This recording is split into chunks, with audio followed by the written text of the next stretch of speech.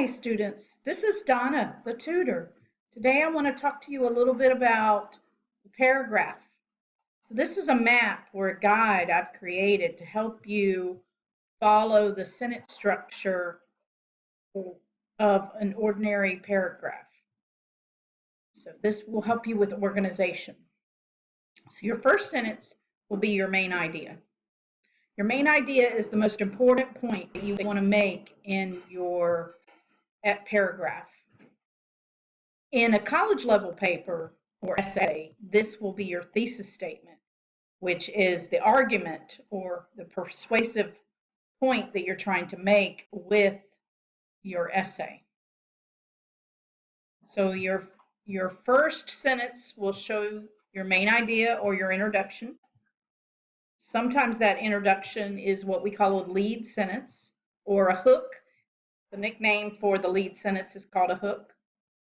Your second sentence might explain some key point that you're trying to make. It might define the topic. Your third, fourth, and fifth sentences will somehow support your main idea with evidence or details about that main sentence, will show your conclusion. The typical paragraph is 5 to 7 sentences long, but sometimes we write paragraphs that are 14 sentences long, but these are 2 paragraphs essentially.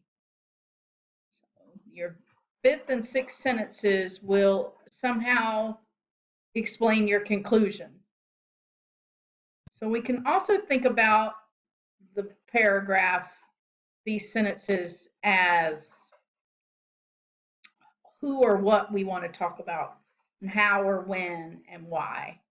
So your first sentences are going to explain the who or what about your topic. And the how and when those will be in your supporting details. These will explain how something works or when it works or why it happened, or how it happened, and so forth. Your last 2 sentences, the 6th and 7th sentences, will explain why this process has happened or why it's so important. That's one of the things I always encourage people to write about, is why is this point that you're trying to make so important to you? That way you can explain that same interest to your reader. Some of the things that you can do will be to show your audience what you've learned, to offer some kind of solution to a problem. You can also explain the possible consequences of whatever cause or event that you're talking about. But you always want to try to explain why your main idea is so important. One thing that you don't want to do is introduce new ideas into your conclusion, because that's typically a signal to a reader that you have a new essay or a new paragraph that you need to develop.